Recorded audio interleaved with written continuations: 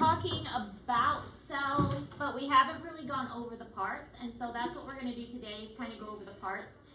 This is in Google Classroom, and honestly that lab we did had a really good picture in there and a chart with descriptions, but this has a really good description as well. It tells you what the organelles are, and it tells you what they are doing, and hopefully the assignment that you did of the cell drawing also did a good job of discussing what each function was, because I will tell you straight up that your test is coming up, and you will need to be able to identify the parts of the cell and also tell me what the functions are. Now, on the test, one of the things I see a lot is that students will label the cell, but then they will forget to tell me what the parts of the cell does. So they'll give me a label, and then they will forget to tell me, well, this is what it does. So that's one of the issues that I see a lot.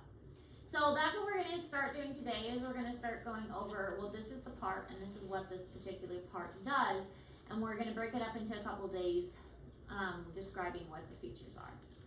So starting with the nucleus protects the DNA from the metabolic processes of the cell. The DNA is arguably one of the most important parts of what the cell does, is hold that genetic information.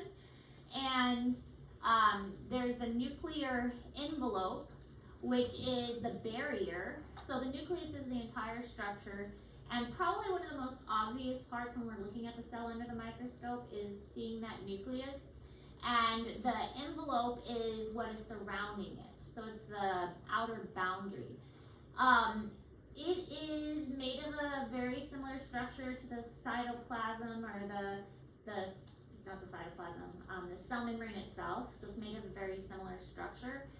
But the nuclear envelope actually has kind of two membranes to it. And we'll look at some pictures later on to help us describe this. Right now, I want you to get the definitions down in writing, and then the pictures that we'll look at in a moment will kind of help supplement the definitions. Do you recommend to start studying for tubes now? I would recommend that you start the review process because your test will be next week. Yes. Later or earlier? Miss Harris, we need 2 weeks notice every single time. I think it's mid-week. I just want to know if I need to start studying today or if I can start studying Friday. I think the earlier you study, the better. I'll start making my quizzes. Oh, I was gonna say, let me get my iPad to check, and then it's like, no, I'm recording on my iPad, never mind. The nucleoplasm is the fluid inside the nucleus. It's the jelly-like material that's inside the nucleus. It's kind of like cytoplasm, only it's inside the nucleus. And then you have the nucleolus. This one gets confused a lot. A lot of people think, oh, it's inside the nucleus. It must have to do with DNA. That is incorrect. It has a little bit to do with DNA, but the purpose of the nucleolus is to make ribosomes. This is where ribosomes are assembled and put together. It is not dealing with the DNA itself. It's making ribosomes.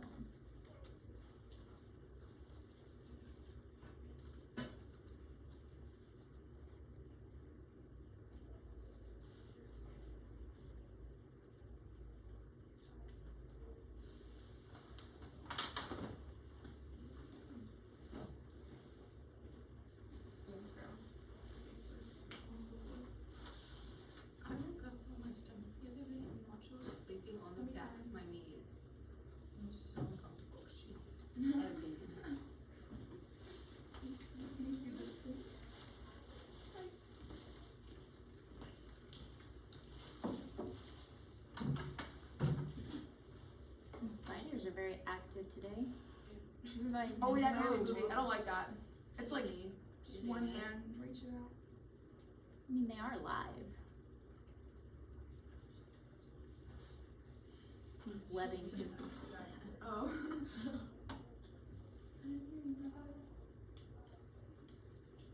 The nuclear envelope controls the passage of substances between the interior of the nucleus and the cytoplasm. The envelope consists of two lipid bilayers. The outer bilayer faces the cytoplasm. The inner one faces the nucleoplasm.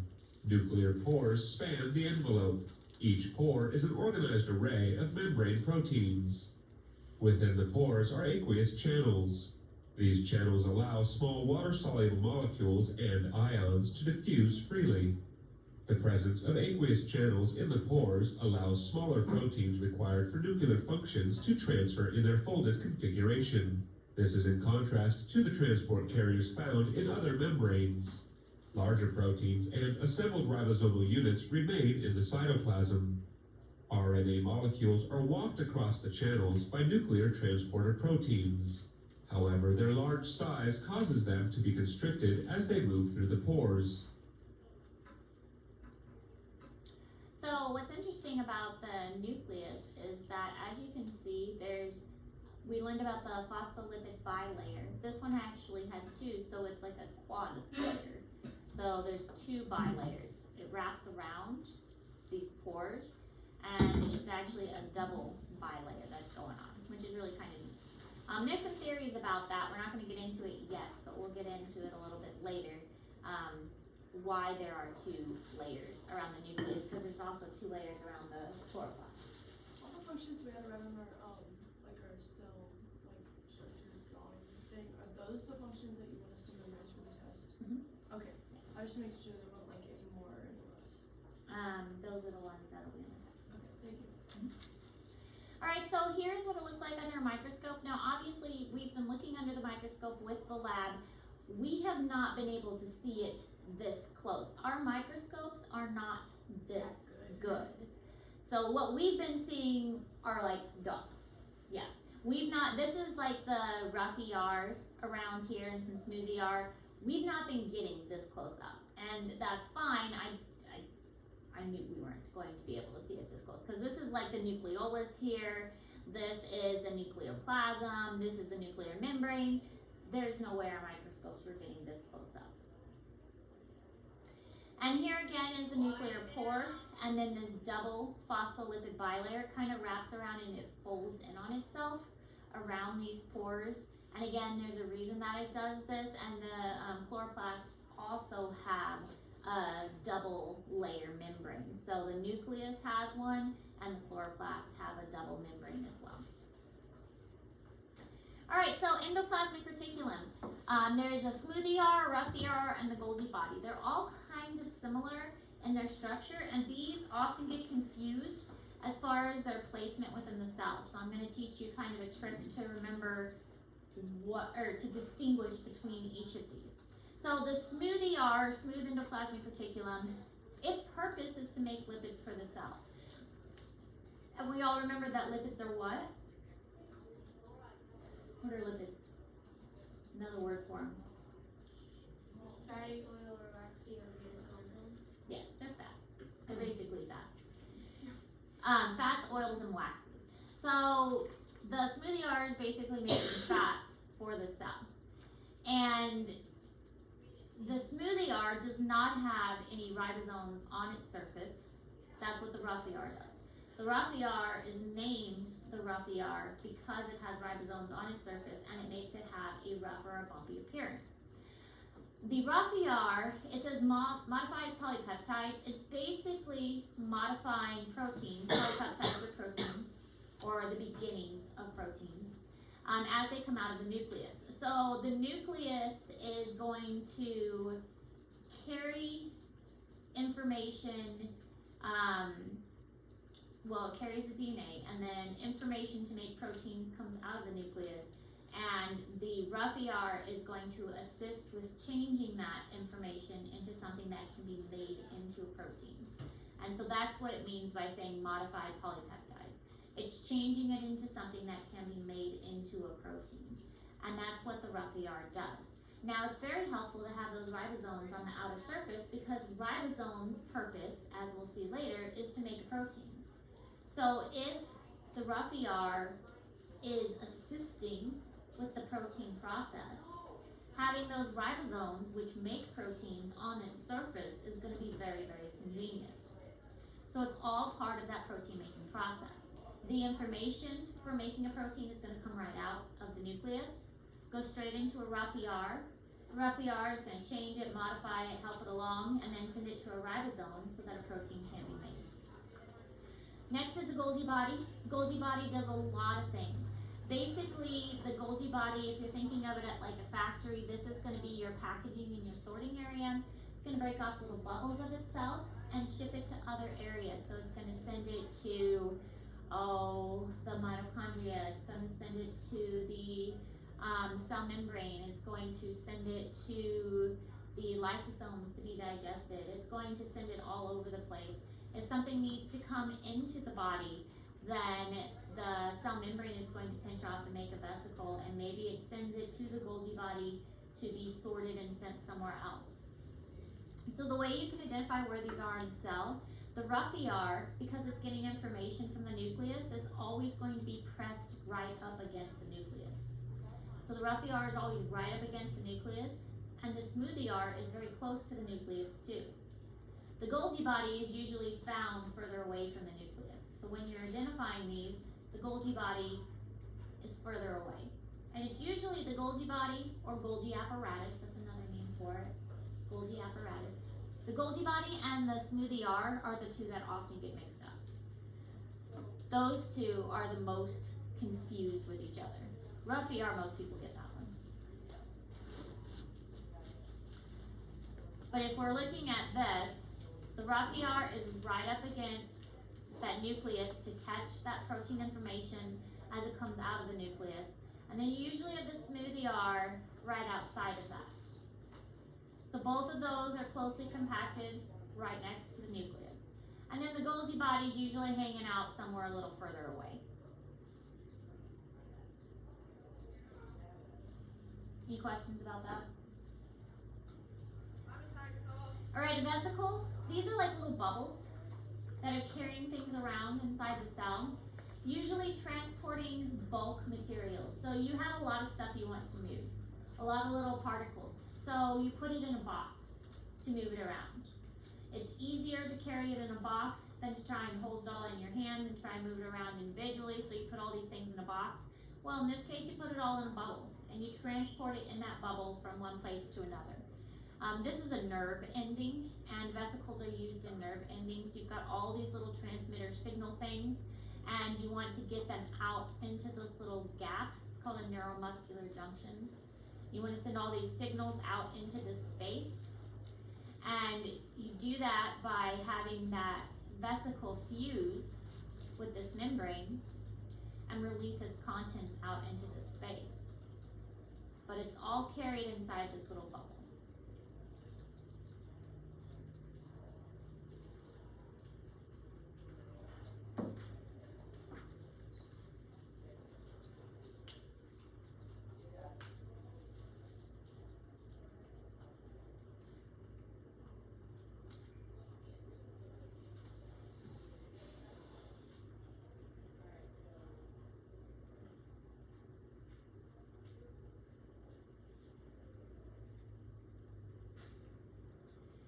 Alright, there are different types of vesicles. Some of them are just used for transport, but some of them have very specific roles. Peroxisomes are going to break down amino acids and fatty acids and toxic substances, so they have a very specific job of breaking down different things. Lysosomes are going to break down cellular waste, so they're very much like the cleanup crew, going around the cell saying, okay, the cell doesn't need this, the cell doesn't need that, let's break it all down. A vacuole is really a big vesicle. So a plant cell has a huge central vacuole, and that vacuole is just a big vesicle that's holding a lot of fluid and a lot of sugars. It's kind of a storage site. I think of the vacuole as like a big closet where, okay, we've got some extra salts and sugars, let's just throw it in the vacuole until we need it, and then we can pull things out of that vacuole as we use them up. And then again, the central vacuole is that fluid-filled one. And again, it's just a storage space. Let's throw some things in that central vacuole, but if we need it, we know we can grab it from there. Just like a storage closet.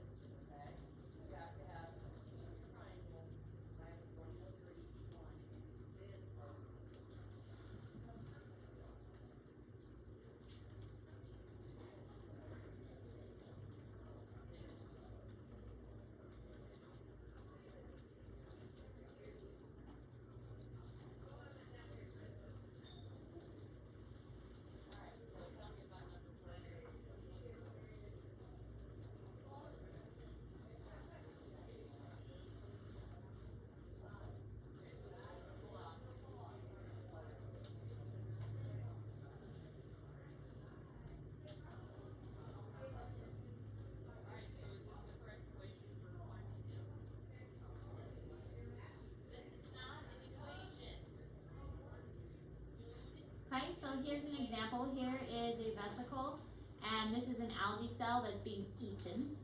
The algae is getting into this vesicle and basically being digested and absorbed by this vesicle. Now, the endoplasmic reticulum, we already talked about a little bit, the smooth ER and the rough ER. You don't have to write this down again, but it's a series of tubes and sacs, and it extends from the nuclear envelope. The smooth ER, again, is going to make those lipids and break down carbohydrates and fatty acids, and the rough ER, it does have those ribosomes on the surface, and its job is to help synthesize those proteins. So you don't have to write that down again because you already should have it written in your notes. So just kind of a recap on how it's different from the Golgi body.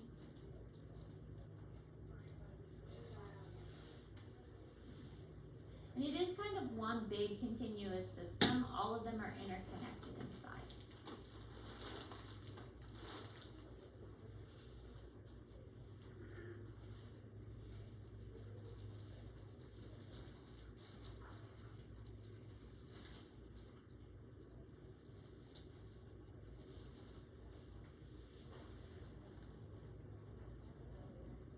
So then the Golgi body, it also helps modify proteins to an extent, but its job really is to make these vesicles and then transport them around, provide kind of like, think of them as packaging into trucks, and then the trucks are shipping them, kind of like the Amazon vehicles where you push them around and they transport them wherever they need to go and then drop off the packages where they need to go.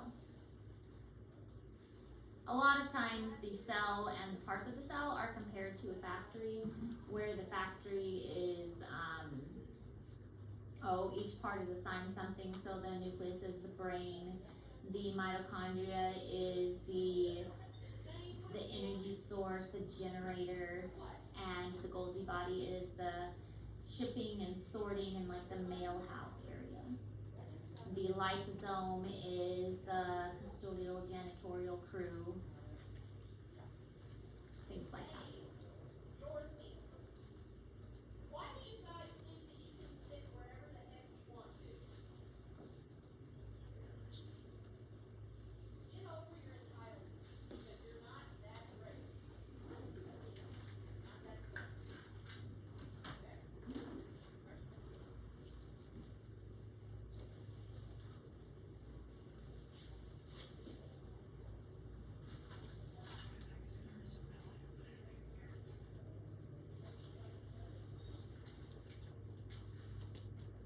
Yeah, we're past that.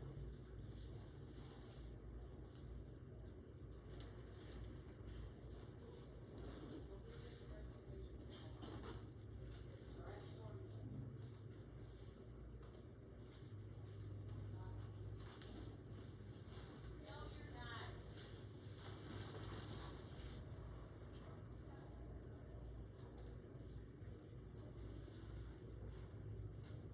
Alright, so here are the different systems, and just like the pictures of each one, the endomembrane system, and we've got the vesicles, and then the Golgi body, and then the smooth ER, and then the rough ER. Again, our microscope's not that cool. Alright, so that's all the notes we're taking for today. You guys can use the remainder of the class time to finish up the lab. We will get an additional assignment soon. This new assignment is one that the students last year really enjoyed. It's actually a game, but I will wait till tomorrow to give you the new assignment. So I'll let you finish up the lab today. Questions?